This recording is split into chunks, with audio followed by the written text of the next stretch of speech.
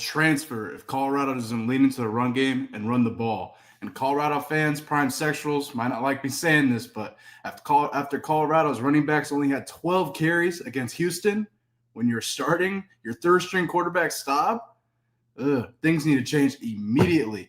Jordan Seaton is a number 1 overall pick talent, but if Colorado doesn't start taking advantage of having Jordan on the left side, he will have no choice but to eventually leave and find a school, specifically within the SEC and Big Ten, that will run the football at ease and allow Jordan to showcase his talent so that he can become a number 1 overall pick. There's a lot on the line for Colorado as they prepare to face Wyoming this weekend. And we got a very special guest joining the show. Coach Leroy Frederick, Alcorn State coach, joins the show to discuss Coach Brian's comments on the quarterback situation, Colorado's offensive identity, and much more. Stay tuned for this show.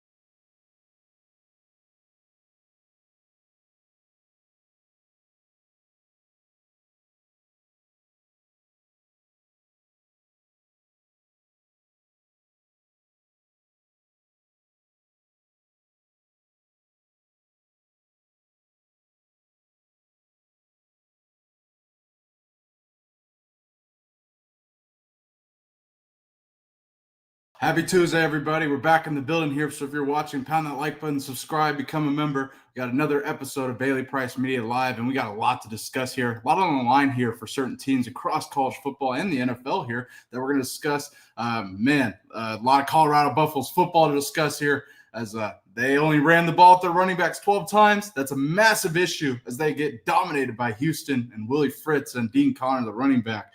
And lots to discuss here as they prepare to take on Wyoming this weekend. Caleb Williams and the Bears struggle. We're going to discuss that with Coach Fred as well because, I don't know, Caleb Williams could be benched quick for Badgett. So lots to discuss there. Ryan Silverfield, head coach over at Memphis, takes shots at Kirby Spartan, Georgia. Their speeding violations, and an interesting statement that he discusses with his team on the radio show down in Memphis. We're going to discuss that with Coach Fred. All that and so much more. So if you're watching, pound that like button, subscribe, become a member. Without further ado, we got our main man, our weekly guest, our main man, Alcorn State, Coach Leroy Frederick joins the show. Coach Fred, what up? Happy Tuesday. How you doing? Got a stick going? What's going on? Hey man, just walked out of school, wanted to get to a location so we could get into this show. And I said, what better way to do it than with that and my guy Bailey. What's going on, B? How you living? Man, we're good. We're in the building here. Got a lot of stuff cracking here, middle of the season. A lot of shows. You know, JB shows popping, Matt shows popping here, middle of the season. So a lot of business to take care of. But we're back here, and we have a lot to discuss, Coach Fred. Because I don't know if you heard Matt. Yeah, shout out to Matt over at 0 to 60. We'll be back tomorrow, actually. He had a little thing going on today, so we'll be back tomorrow. But Coach Fred, I don't know if you heard my introduction, but I discussed why. And this is kind of a hot take statement here. Colorado fans, prime sexuals are not going to like me saying this at all, but it's a reality. If Colorado doesn't start running the football more, we got to start looking at the realities of Jordan Seaton may leave here. I mean, just because, Coach Fred, they only gave their running backs 12 carries last game. In a league in the Big 12 where you already are worked against in a sense from offensive linemen going to the NFL because they don't run the football in the Big 12 as much as the Big 10 and the SEC. There's a reason why SEC and Big 10 linemen are drafted at a higher rate than the Big 12. It's just facts. Look it up. And it's concerning that Colorado, with all the talk this offseason of we're running the football, this is what our identity is going to be. Going to bring in a bunch of linemen from portal here. A lot of good pieces for the most part here that I just don't think they take advantage. They seem to have an offensive identity crisis. They have a quarterback crisis, that's for sure. They ended up starting Ryan Staub against Houston, and he struggled to say the least. I reacted to this live watch party here. And now that brings us to Wyoming, Coach Fred, who actually played Utah pretty tough, especially Wyoming defensively. could give Colorado some problems, Coach Fred. So what's your takeaways from all that, kind of my monologue there, but what are your thoughts? First, I want to go on record as saying I told you Houston was going to, you know what I mean, like be a really tough out. And not only were they a tough out, they took the game over. What you're talking about with the transfer situation, I mean, kids transfer for less. You know what I mean? So I can only imagine the people that are at these different collectives that are telling this kid, hey, you need to get out of there. We can do X, Y, and Z for you. Here's why. If this happens, if that happens, you know, you can only imagine what he's hearing, right? But you got to believe that that's in the back of his mind. Now, do I know the kid? Did the kid call and tell me that? No. From my speculation, from being inside the sport, I know that kids transfer for way less. And now you're talking about a kid that's already making pretty decent NIL money. But now you're talking about, hey, man, look, if you're trying to get to the league to do this X, Y, and Z, you need to get out of there, and here's why. So I'm with you, and I'm with that statement 100%. I just, after watching that game, Bailey, I'm just not sure of what, you know, Coach Shermer is trying to do offensively. And, you know, the kid from Liberty, to me, gave them or gives them the best chance to win right now. You know what I mean? Unless you're going to put the 5-star kid in and protect him with the run game. If you're not going to do that, then you're doing right by not playing the kid. But, you know, at the same time, it's not like you can't run the ball, but you have to make a concerted effort to run the ball.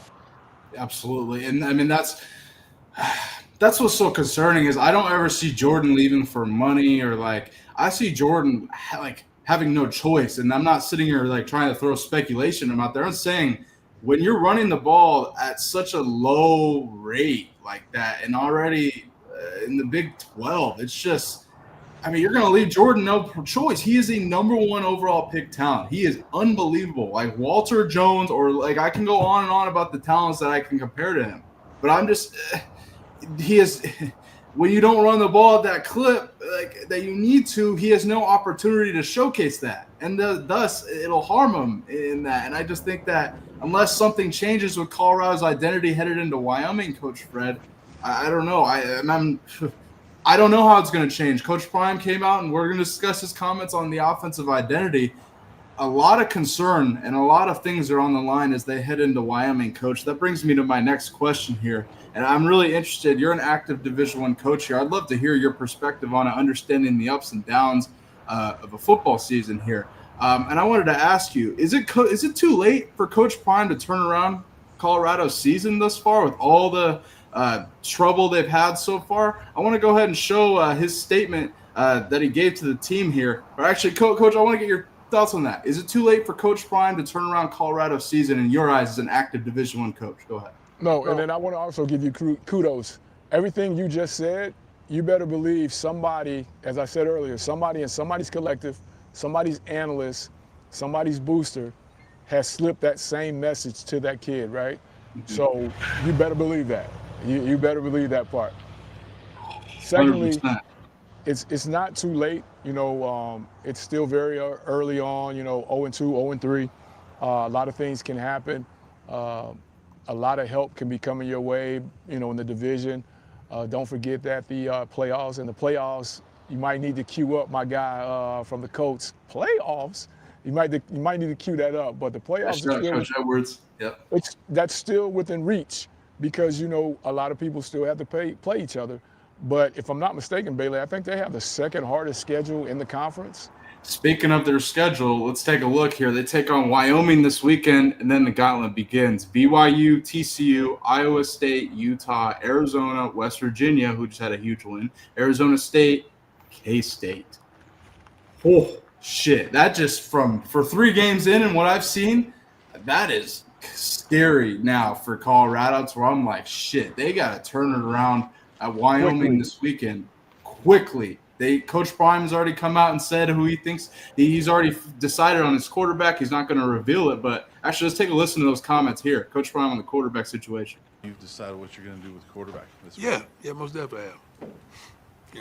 And then as a follow-up to that, don't know what your decision is, but as far as Caden goes, what is something you need to see from him that you weren't seeing when he was in the start? I think I just said a minute ago, leadership, right, is what I want to see from inconsistency from all our guys, not just Caden. Leadership and consistency from all of our guys at that position. Leadership. Coach, that screams to me Caden Salter here. Caden Salter's had ups and downs, but I think Coach Prime's got to roll with him here against Wyoming, because if you play 3 quarterbacks against Wyoming, oh God, and then you go into BYU saying we're gonna pick a guy this week, oh my God, this could get ugly quick, Coach Fred. What are your thoughts? If you play 3, you better be up. Oh yeah, 100%. A lot. Yeah, you better be up. And then the 2 and 3 quarterback, they only see the field in the fourth quarter after you've gotten some rhythm with the first guy you put out there, right? The other thing, Bailey, that I think is kind of hidden in this now, BYU has become somewhat of a rivalry game after what happened last year in that bowl game. So don't think BYU is not going to have the fire to come in there and really try to lay the smack down, embarrass them. You know what I mean? So, seriously, that's a great team, well-coached. Kalani Sitake, they're starting a true freshman quarterback over there, but that hasn't stopped them one bit, and I think that's going to be an electric football game at Folsom. Certainly a gauntlet of a schedule coming up ahead, and here's Coach Prime's comments on Colorado's offensive identity, which going into week 4, we still don't really have an answer for or know what it is. We're getting there, and we're going to get there within the next maybe Saturday, maybe a couple games after that, but we're going to get there with the consistency that we desire. I can see it. We're going to get there. My question to that is consistency at what, though? Because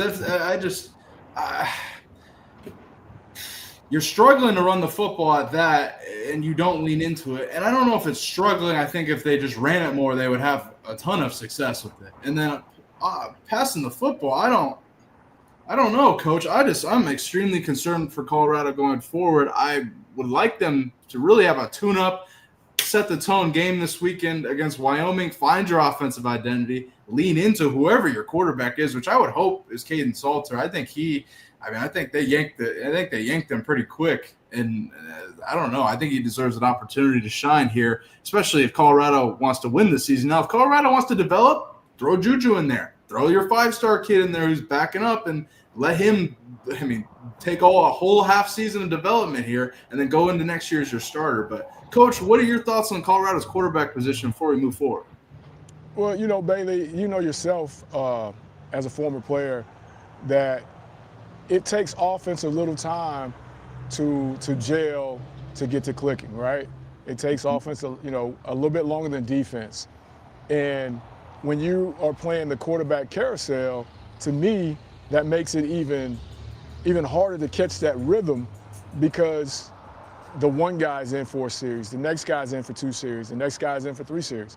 So if you're trying to develop consistency, that's not the way to do it. You know what I mean? And one thing about the running game, you've got to commit to it, because it's not like you're going to be on a video game where you're just breaking run after run after run. You're going to have setbacks in the run game, but you got to be willing to commit to that. And, I think at times watching that game, watching their previous game, I think when they get off track, they've had a couple 2-yard gains, loss of 1, 5-yard game, loss of 4. And then I think it's like, you know what, heck with that. Let's start slinging it all over the place. And I think that's got to start within, and that's got to start within the game plan. You've got to commit to it, and you've got to be willing to live with the losses, but you can't come off script. You got to stay the course and just let it happen. You have a really good backfield. You have a really good running back coach. And then you have arguably, on paper, one of the best offensive lines in your conference, if not in the country. You know what I mean? So you got to give those guys a chance to work. No doubt. As we finish off here, we'll see if Coach Prime can turn around Colorado's season here. But here's his message to the team here as they fight back from 1-2. That was Sweeney to whoever sat on the sidelines, and he said the last time they were 1-2, they went on to finish, I believe, 10-2.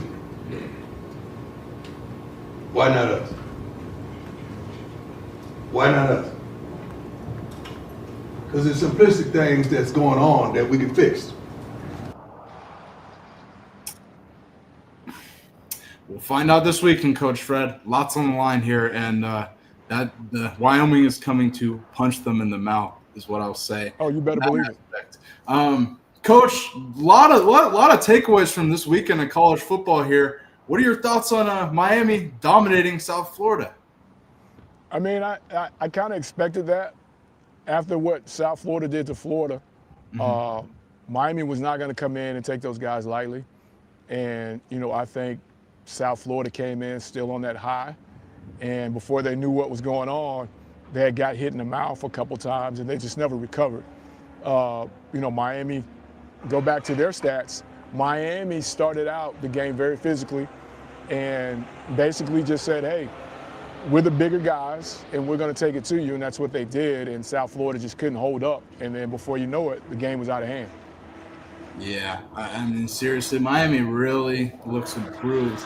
And it's going to be interesting to see. I mean, the rankings here, I think these are going to really shift here as we really start diving into it. Vanderbilt had an unbelievable win against South Carolina. I know they hurt Lenora Sellers, but that was a dominant win for Vandy.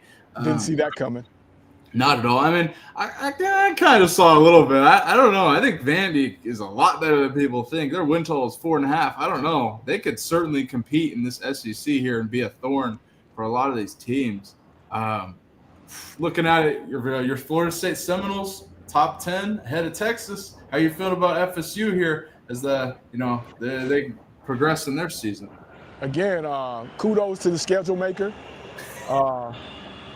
We got Kent State coming in before we hit that slate, the ACC slate. So shout out to them.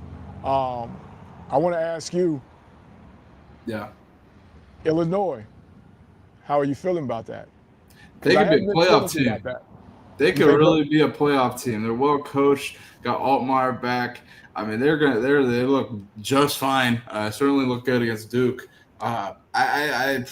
They could be a playoff team, a sleeper in the Big Ten to say the least, Coach Fred. I don't know how you feel about them. I really am a big fan of Bielema. They gave him a massive extension this offseason, and I'm really thinking they'll be a thorn for people in the Big Ten. What are your thoughts? I need one more game. I like Coach as well. I liked him when he was at Arkansas. I just need one more game to make sure that they are really for real.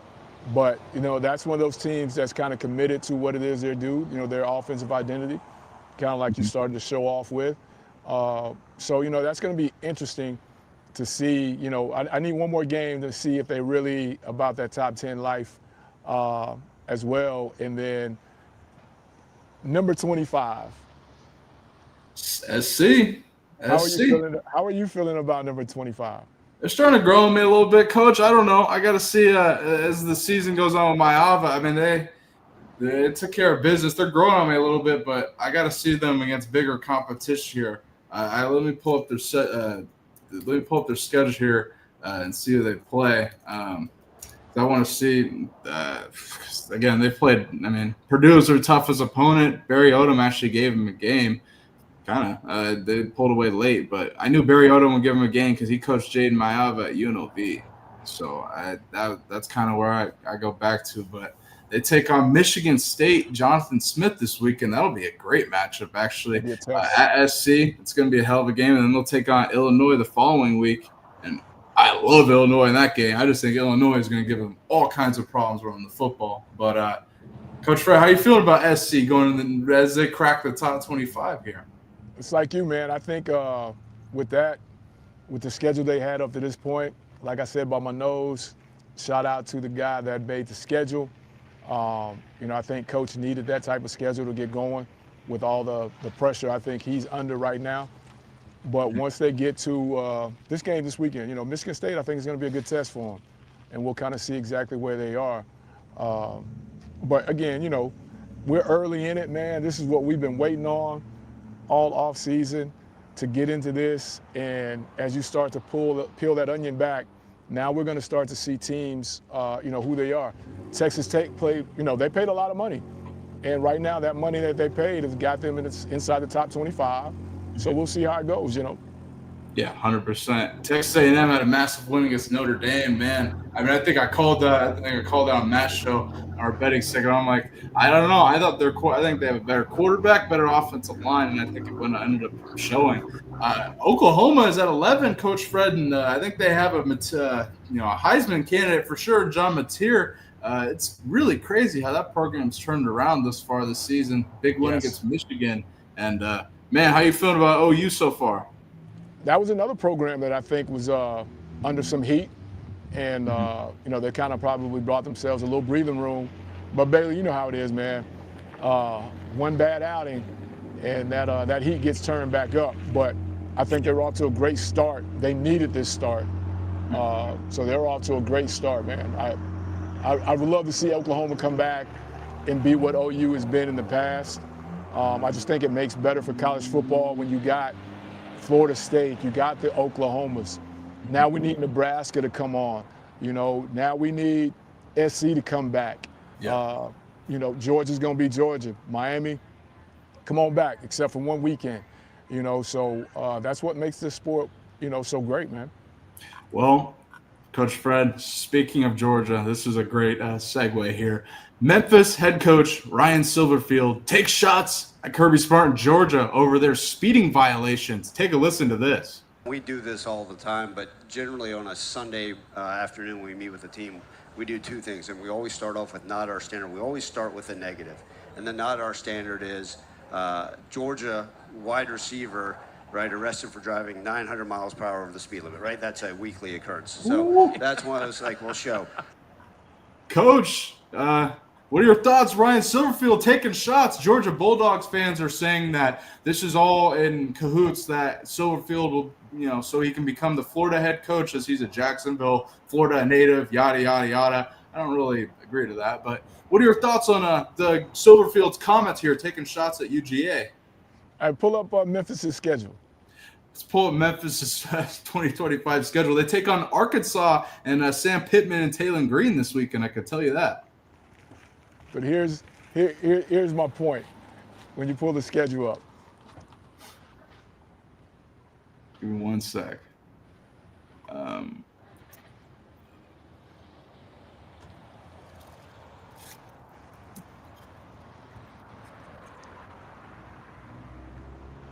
guess we didn't talk about this really in the production meeting.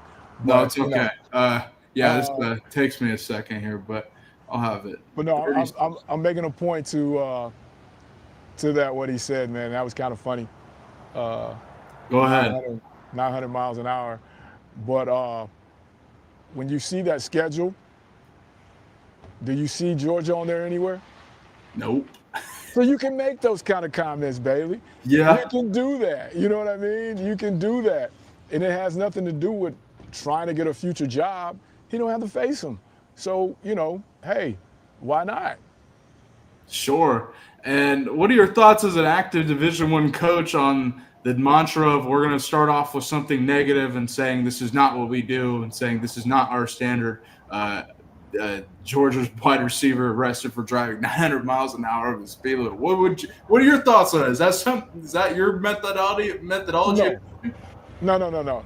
We don't talk about anything that's not in our program. You know what I mean? Mm-hmm. We don't want to start looking around and doing those things because that becomes a slippery slope. You know what I mean? I think you just open yourself up for the smallest of things to come back to your program.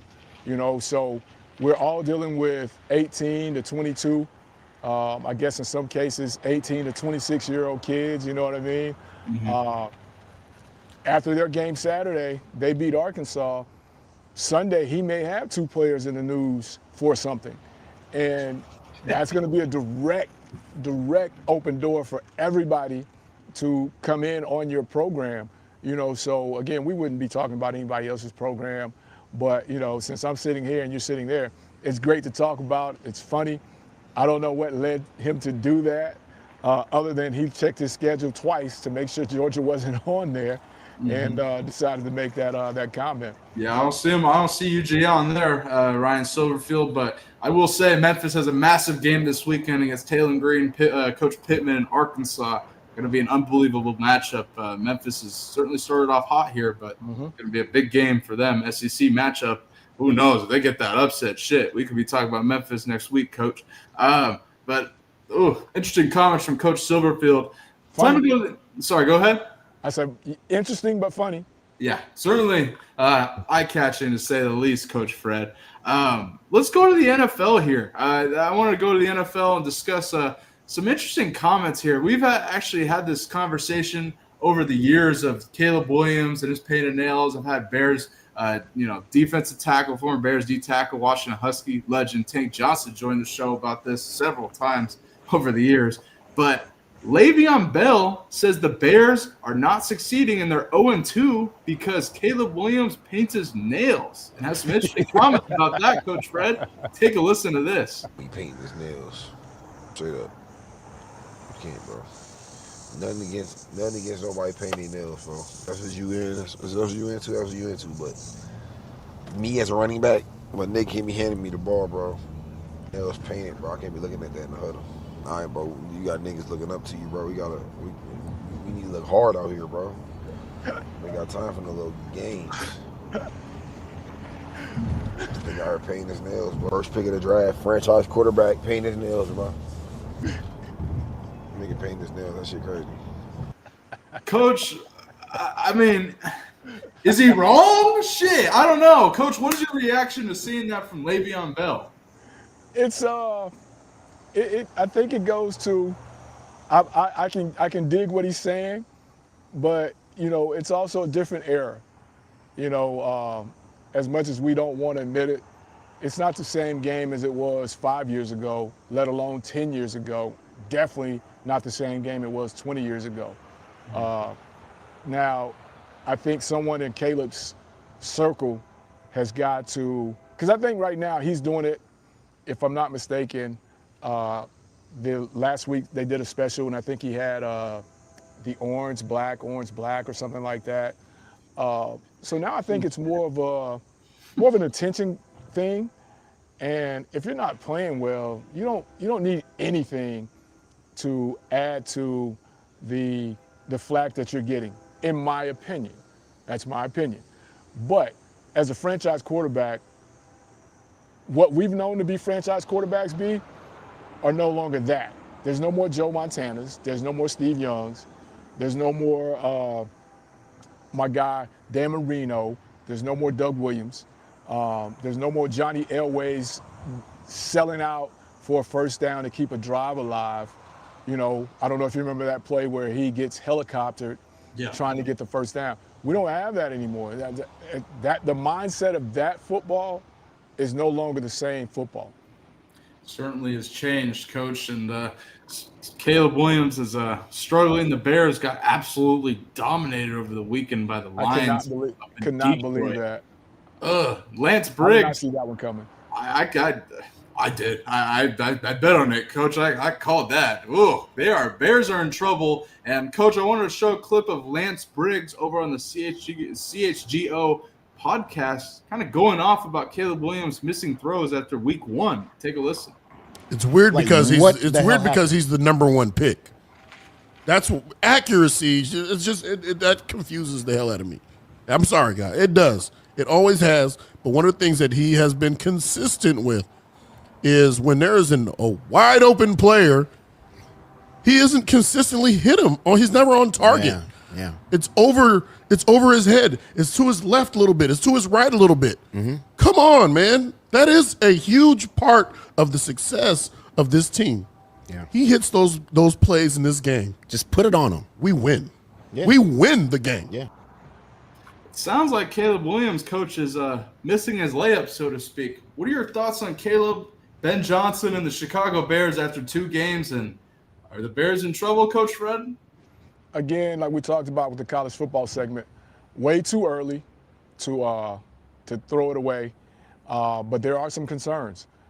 Just because, I go back to a piece you guys did on JB's show, and then I think me and you talked about it, him throwing into the net, and I asked you, do you think that was on purpose or whatever? And you were like, I don't think so. So now I got to come back and apologize to you and say, well, maybe Bailey, maybe you were right.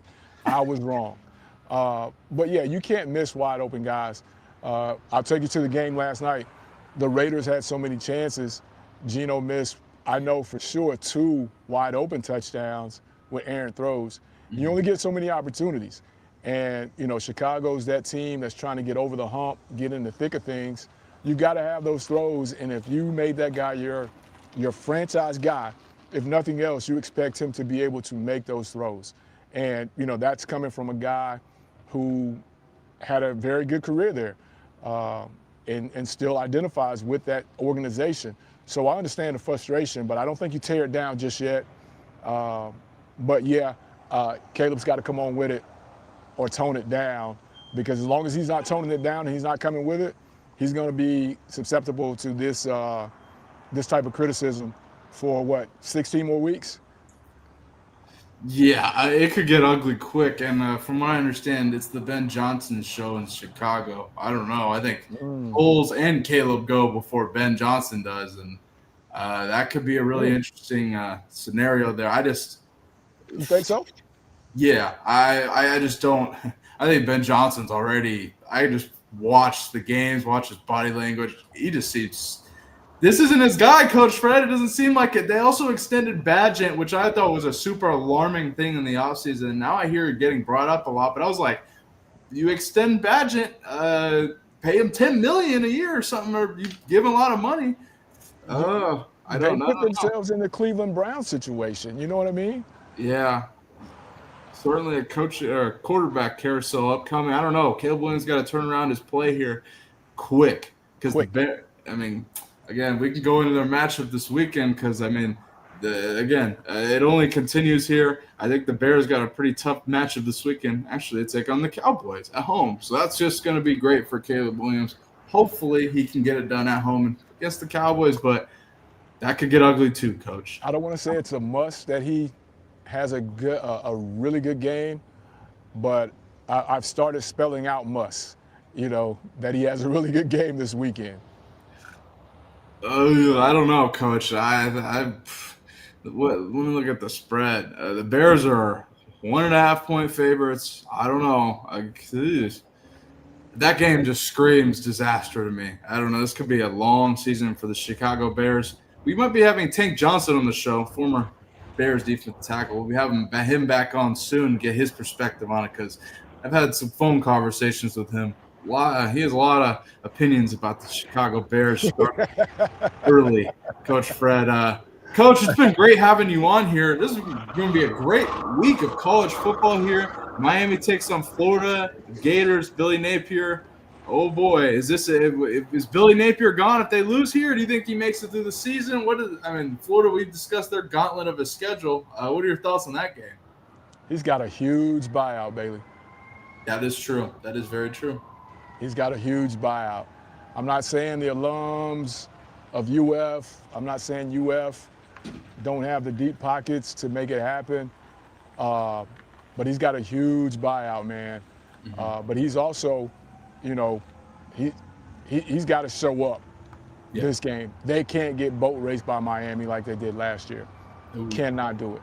And it may be one of those things where it's not him, but if they fall to this game and they get boat raced, I wouldn't be surprised if some assistants don't have jobs come Monday to buy himself a little time and try to fix it. But I also, one of the questions I had for you was, is it time for him to kind of give up that play calling, in your opinion? It's tough because I felt like DJ Lagway struggled more than Napier's play calling maybe in the last game here. Okay. Now with that, not to cut you off, but with that, should he have even been in the game to throw the third interception? Yes. Personally, yes. I think you rock with your starter no matter how shitty he gets, unless, I wouldn't have pulled him. Would you?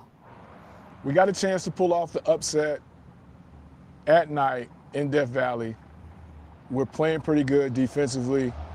I think I got to get him for a series or two to try to settle him down, bring him back. But I think you've got to do something because you're right there. You know what I mean? And that's just my opinion. No, I know. I'm thinking. I mean, because they were right. They were right there. I just am like, man, you roll with your quarterback. I know in the NFL. I mean, I've seen Roethlisberger throw 5 picks and they roll with him and shit. And I've seen a lot of quarterbacks and teams that rock with their starter. Right. Successful teams, that is. You see some non-successful ones too, but I'm using that example. Oh man, that's a good debate there, Coach Fred. I don't know. That's a good. Napier's going down, and he's not changing philosophies, remaining the play caller. We discussed that after the South Florida game. I thought that was an interesting decision, but I don't fault him in this game. Do you fault his play calling in this game, or do you fault him not pulling Lagway? No, I don't fault the play calling. I think they had some things, but to throw in the triple coverage, to throw in the double coverage, I got to settle him down. If that means, putting the second guy in there to hand it off a couple series or whatever, or I got to get him some safer throws to where he's not forcing the football. Maybe put him in some run pass options, stuff like that, to get him settled down. Night game, LSU, I'm sure he heard all about it. But we've got to give ourselves a chance. And that was just one of the things that I was thinking about, like, should he even been in there for that third interception? That's a good point. I don't know. They have a tough task this weekend. Miami is rolling. I will say that. And I'm super, like, I'm paused here because I'm like, Coach Fred, could this be an upset alert for Miami? I'm just throwing it out there because I'm like, if this goes ugly, Coach Fred, this could be. I mean, Billy Napier could be gone quick. I don't know. It could be. If Florida comes out there and plays really good, and they pull off the upset, he definitely bought himself some time. But I also think if they do that, my rally right back to you is, does that put Cristobal back in the crosshairs? Nah, because I think Miami can afford a loss to still get in the playoff. They just can't drop 2, and this is it's a rivalry game, so there's also that aspect to at least for me. I don't know if that holds weight to you, but I'm like, it's an in-state game. I mean, it's I wouldn't put it as bad as getting blown out by a non-conference or somebody like that. Definitely holds weight because it's a rivalry game, but these are 2 programs that had really, really high expectations coming into the season. That's true. That's very true. Ways to be seen. Going to be a massive game this weekend. We already discussed Memphis and Arkansas. Michigan, Nebraska. Michigan goes to Lincoln, it looks like, to take on Dylan Raiola and the Cornhuskers here. How are you feeling about Bryce Underwood so far in his first season starting here as a true freshman for Sharon Moore right now? Biff Poggi as the head coach right now as Sharon Moore is on suspension. But how are you feeling about this game? They're doing a great job, man, of protecting him. But they're playing Michigan football. Yeah. They're not asking him to go out and throw that thing 50 times. They've got the guys up front. They're controlling it. So, this could be a game of the 80s, man, where they just run that thing, you know what I mean, and protect their quarterback and force Nebraska to do some things that they may not want to do.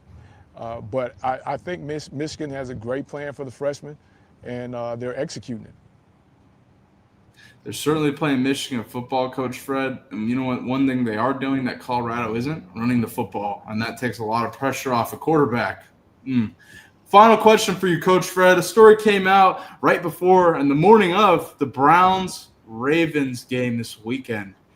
Shedeur, the Ravens were planning to draft Shedeur, but he told them not to draft him in the 5th round because he didn't want to back up Lamar Jackson, and he wanted a different path, an easier path, so to speak, to become a starter. What are your thoughts on this, Coach? Man, when I heard this story, Bailey, I was just like, man, okay. it drew me in just a little bit, but I'm also, I think you may have said it a couple shows ago, okay, the fatigue is starting to set in now. Either give us the whole story of what you know, or, leave it alone. But this is just, if this really happened, I just, that was just bad advisement on his team, his agent, or whoever he got that message to go play for the Ravens, to go play for Coach Harbaugh, to be in that room with Lamar Jackson. I don't know how you turn that down, especially when you've fallen that far. At that point, to me, it's kind of like, yo, let me attach my wagon to this thing right here, because this thing is going in the right direction. And we all know, at some point in time during the season, the last couple seasons, Lamar's missed a game or he's had to come out or whatever. What better way to be the guy that you're wanting to be is to come in and win a game for the Ravens to keep you in the playoff hunt as the number 1 seed or number 2 seed or whatever. But to just say after the first day, when you didn't get drafted and all the hoopla, just to add on to that just was not smart. Was not smart. It's one thing if he was like a first-round pick doing this, but he's in the 5th round. And I also look at situation. Situationally, coach, think about it. It wouldn't be bigger if he went to Baltimore and backed up Lamar Jackson. That was a storyline. Lamar Jackson is a running quarterback. He runs the ball and probably takes more hits than any quarterback besides Josh Allen, maybe. And I'm just saying, it's not a good situation there. Think about it. His Colorado teammate LeJohntay Wester was there. They could have had an unbelievable preseason. Imagine how much that would blow up. I mean, I'm just saying. Tyler Huntley has a Pro Bowl off of backing up Lamar Jackson and him getting hurt. Just think about that. So I just am like, man, it's an odd decision. I will say Shedeur responded to it. He says he responded to it after the Ravens game yesterday, saying, my response is, I focus on the now. I don't really talk about anything in the past, and whatever happened in the past, it is what it is. I'm more focused on now. I'm more focused on how this game that we just gone and have figured out that we're going to figure out how to move forward from now. Anyway. That tells me that it happened. Yeah, me too. Exactly. People are saying I don't think it's true. I think Adam Schefter has known this for a while and waited specifically for the morning of Browns-Ravens to drop it. I don't think this is just bullshit. This is a massive story, but this is also, I mean, it don't matter now. Shit. Browns are struggling so far this season. They played Gabriel yesterday. He actually threw a touchdown pass, I will say, but Shedeur doesn't seem to be getting a lot of reps within Browns practice. It sounds like they have Bailey Zappi there as the practice squad quarterback, and it doesn't sound like Shedeur's getting a lot of reps. I'm hearing ESPN Cleveland radio host call saying, why is he even on the roster, blah, blah, blah. I mean, I don't know. Time will tell, Coach Fred. I always said week 14 was my ceiling to see what Shedeur played for the Browns or not, but I don't know. What are your thoughts on the Browns quarterback situation as we approach week 3 in the NFL here? That comment by him tells me, A, like we just said, that happened. B, from that comment to the fact that it's reports that he's not running the scout team, that's not a good look. And to me, at this point, he should be playing for his next job. You know what I mean? Mm-hmm. And putting this type of press out, these type of comments out, Bailey, which was one of the things that was said in the beginning. Who's going to want that in their facility? You know what I mean? Who's going to want that? And to me, you're just not setting yourself up for longevity when those type of things happen. And like you said, if this was first round and we're talking about them talking about drafting you in the 10th, or the 10th pick, and you say no because pick 15 is a team that needs a quarterback and they're going to, pull the trigger on you. Okay, cool. This is day 2, almost into day 3, and you're telling teams, nah, I don't want it. Yeah, that just doesn't make sense to me. Me neither, Coach, and it's really questionable. I don't understand. I don't get it, but it's also he wants to start. He doesn't think. He thinks he'll have to sit behind Lamar Jackson forever. My thought of that is if the OC over there, Monken, if Lamar has a good season, Monken certainly is interviewing or will interview for head coaching positions. he likes Shedeur enough, he'll just take him and make him the starter. He knows my system. Yeah. He knows what I want. He knows my expectations. Hey, Browns, we'll give you a 4th and a 5th. Let me take him with me. And, Baltimore, let me take him with me. And, you put yourself in that position. But now if Coach Monken gets that job, that's probably not a thought of his. Well, yeah, definitely ain't now. Shoot. I mean, they ain't there now. Shout out to Beastmo in the chat for tuning in and showing all the love to the support. Beastmo, we're live every day, 4 p.m. Eastern here at Bailey Price Media Live. So tune in weekdays here and actually weekends too. We do all kinds of stuff, watch parties, etc., streaming, streamer, whatever you want to call that shit. So, but yeah, I appreciate the support, bro. 4 p.m. Eastern, 1 p.m. Pacific weekdays. Tune in here. But yeah, yeah, this is an interesting situation with Shedeur. I watched to see how it plays out in Cleveland. I still think he'll find his way on the field. I just think the pressure will mount to be too much, and I think I don't think Cleveland can resist the experiment, especially if they're going to play Gabriel, and if they're like, I don't know. I think they would have cut him if they didn't want to see what would happen here. Write that down on your desk calendar. Week 14, and we're gonna revisit this then. Yeah. I don't think he does, Bailey. I don't think he plays anymore. I don't unless they just become injury riddled. I just don't think he sees the field. Ooh, that's gonna be a bet between me and Coach Fred. I think that Flacco either gets hurt or struggles, and they say, you know what, we're gonna start Gabriel this week. Maybe even like coming up, because Gabriel played at the end of that Ravens blowout game. I think Gabriel will struggle, and in that gives Shedeur an opportunity to go in. But they're going to give Gabriel the time. They rolled with him. He's a lefty. They took him for a reason. Stefanski, if anything, is bought in on him. Had to be to decide to draft a lefty into his system. So I think it's going to take some time. But like I said, I think Week 14's Colorado fans, the Prime Sections should be more than happy of hearing that. That's way more optimistic. I haven't changed that opinion either. I said that shit 6 months ago, but I mean, everyone seems to be 180 on ESPN. So unbelievable. Unbelievable story from Adam Schefter reporting it, saving it, holding on to it till Baltimore and the Browns. Coach, what are your takeaways from Chiefs Eagles yesterday? Eagles get it done against the Chiefs. Are the Chiefs in trouble?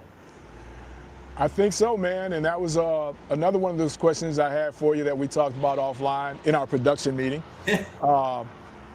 Where do you feel they go to get big plays? Because that's what they were built on. That started the dynasty, the big plays. And now I just feel like they don't have that big play ability in the receiver room. So my question to you was, do you think it's foreseeable for them to be able to go out and get somebody, or can they make it happen with what they have in the room after watching that game?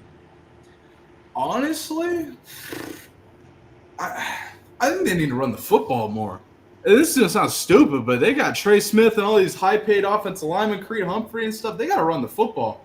Because I think if they do that, if they get Pacheco going, Pacheco had the tough leg injury last season, and he tried to come back later in the year. He never really looked the same. Going into this season, I'm waiting to see him really start to, be consistent, be what we saw before the injury, before the knee injury, the broken leg, essentially. Yeah, I think if they run the football, they can easily still get the big plays. We saw the big pass over the top to Tyquan Thornton. I think they have more than enough playmakers to get the ball over the top. It's just the question of can they run the football? Can they take pressure off Mahomes? I don't really enjoy the gimmicky shovel pass shit, but again, that's Andy Reid. That's what they'll do. But what are your thoughts on the situation, Coach? I'm a little different from you. Even though they hit the big pass over the top with him, I still don't think they have a guy on the other side that will make that happen or that could take that pressure off. Kelsey's not Kelsey of old. If he catches that pass, we're probably not even talking about that turned into an interception. Yeah, that's true. 100%. We're probably not talking about that. Defense is still intact, very tough. But I just think they've got to go find somebody else that can go over the top and give Patrick the explosion that he built his name off of. So is that Tyreek Hill? Is that because the Dolphins? I might bet against them every single week, Coach. Every single week. This week for sure. This week for sure. They're really struggling. Mike McDaniel seems just.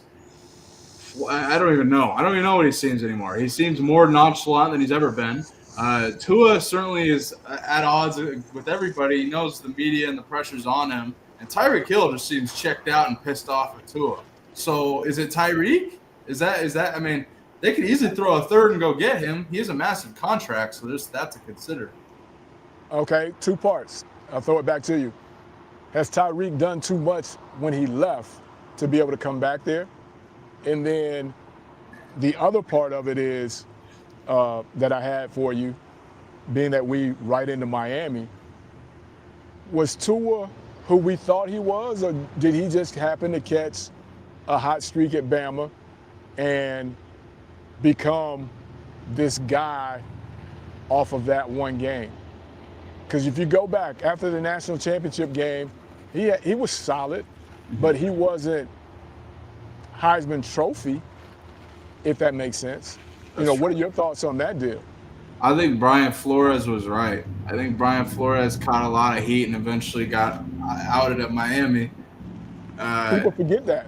Yeah, because he didn't want Tua there. He kept starting Fitzpatrick and whatever. And Fitzpatrick actually played well for him too. But I think it just proves Brian Flores was right about it all. That's kind of my biggest takeaway, because he certainly saw it and he got a lot of flack for it. But I also thought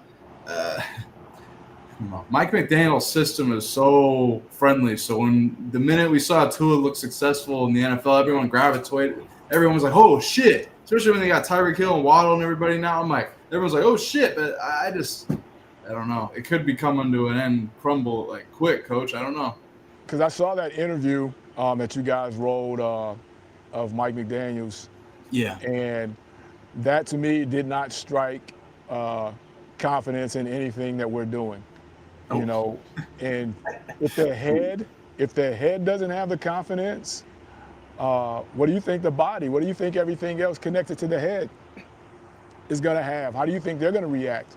So I think it's telling more than what it's telling, if you ask me.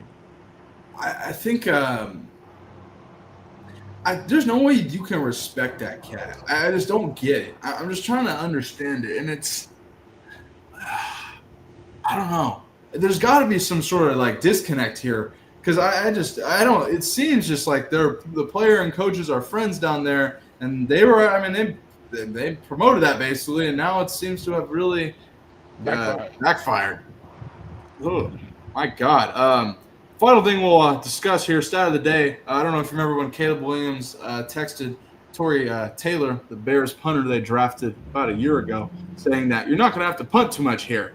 Well, he's actually had to punt more than anybody else in the NFL 92 times since that text. So, Coach, end on that, Caleb Williams, what do you remember that? You remember when he sent that text? A lot has changed.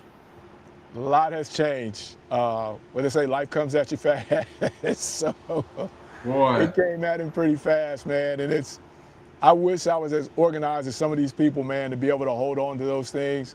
In the minute it gets an opening, you can refer back to it and throw it out there. Yeah. Because he said it, you know what I mean? He said that a long time ago, and, now we're living in the era of where he's punted more than anybody in the league. Not a good look. Not a good look. Receipts era, Coach Fred. The receipts era. Everything on the internet, it ain't going nowhere. The receipts era, I will say. Everything got a record there. So people are going to find that. And, that was a great stat of the day there. But, Coach, it was great having you on today. I cannot wait to react this weekend of games here. Florida, I don't know. Billy Napier may be in trouble here against Miami. A lot of games this weekend here to react to. You got a guest for Common Man this week? Yeah. Working on that, trying to get the AD from D2 program that's doing really well. She's doing some big things for that D2 program in Georgia. I got one more question for you before we get out of here. And your short answer, do you think at this point in the season, do you think teams are who they thought they would be? And I'm not talking Chicago in general, but when we're talking about teams that said that they were there to challenge, are those teams there to challenge? Is Denver right there where they said they would be? Is Detroit? Have they gotten to the point to where they can get over that hump? And, my final question to you is the Eagles. Everybody talks about them as if they're untouchable. Do you see that? Because I don't see that. I want to get your opinion on those things. I think if anybody could stop the run against the Eagles, they would win. That's the Achilles heel on everybody. Nobody can stop Saquon Barkley. That offensive line's massive. Jalen Hurts, I mean, he's like a Brock Purdy in a sense. He's like a game manager, and I think that team got over the hump because of Saquon Barkley. I mean, there was a lot of heat on that team before he got there, and a running game really takes a lot of pressure off a quarterback. I'm with you on this. I don't think the Eagles are unbeatable by any means, but I think they have mastered running the football better than any team in the NFL right now by far. I mean, you can throw Baltimore in there, but it's pretty easy when you have Derrick Henry.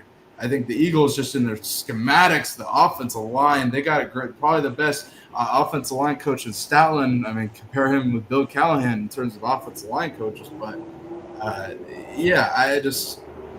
don't think they're unbeatable. No. Our team's living up to what they have, what they thought they were going to be so far. I think Denver is, I don't know, it could be I said 8 games for them. Matt thinks that they're going to win the division and be like super dominant. It could be, I think they're going to be good in coming years. I just think you might see a step back from Bo Nix. That defense is pretty solid though, but it's tough to win in Denver when he turns the ball over 5 times. I can't believe the Titans and Cam Ward fucked that game up. Like, I don't know how they lost that, but there's that. But it's kind of a team-by-team basis on your first question there, but no, I don't think the Eagles are unbeatable by any means. There you have it. Yeah, absolutely. Thursday Night Football here. It's going to be a great matchup, Coach. Can't wait to look forward to it here. Bills, Dolphins here. Bills head to Buffalo to take on Josh Allen. The Dolphins had to Buffalo to take on Josh Allen, the Bills, so that's going to be an unbelievable matchup. When was the last time they won in Buffalo? Oh, God. I don't know. If last time they won in Buffalo, let's find out. Because I kind of look in the Mike McDaniels era because they don't win in the cold ever with McDaniels. They got him at the right time of year. Yeah, that's what I was going to say. Last time Dolphins beat Bills. Let's see here. I just want to take a second.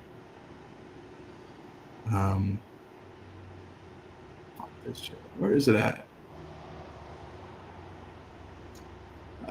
2022. So there you go. There it is. 2022. So, yeah. I don't know. You're taking Buffalo. I see it all over your face. Yeah, I love Buffalo in this game. I don't know. I could get ugly quick for the Dolphins. I think it'd be a lot of points, though. I think it's like 31-14. That's what I think. 38-17. Because I think the Dolphins score a little bit more. 38-17, 38-21, something like that. There you have it. Bailey's taking Buffalo in the over. Who do you got? I like Buffalo. You like Buffalo? I also like for there to be at least 3 camera cutaways to Miami's bench sideline with players having to be separated. At least 3. Well, we're going to see Tyreek Hill throwing a fit with Mike McDaniels, not listening to him. I mean, it's going to be a great Thursday Night Football game, Coach, to say the least. At least something to watch for sure. Coach, great having you back on. If you got all you guys watching, go check out Coach Fred on the Common Man podcast every Wednesday at 5 p.m. Central. He does a hell of a job, so go check him out, the Common Man podcast. Man, Coach, great having you back on. Can't wait for the weekend of college football ahead, and can't wait to react to it next week on College Football Review. No doubt, B, man. I appreciate you for having me, man. Let's continue to pump this show. Let's get it in, man. Y'all make sure y'all like, subscribe, and do all that stuff, man. We bringing it to you. Absolutely, absolutely. Coach Fred, I appreciate you. I'll holler at you offline. Thank you so much for joining, and we'll see you next Monday for College Football Review. See you soon. Shout out to Alcorn State Coach Leroy Frederick for joining the show, reviewing the weekend in college football, discussing all things NFL and college football news across the board here. A lot of stuff going down here. Great show here. As we took a little hiatus here last week here. Had to deal with some stuff, but I did a little watch party of Colorado versus Houston. That was quite the time here. Very pissed off live stream there, to say the least. Disappointing performance for the Colorado Buffaloes against the Cougs. But massive games this weekend. A lot of games upcoming. Can't wait to discuss them, break them down with you. But we'll be live here later in the week here on Bailey Price Media Live, 4 p.m. Eastern. So pound that like button, subscribe, become a member. Thank you all so much for the support, and I'll see you guys soon. Enjoy your Tuesday, folks. Peace.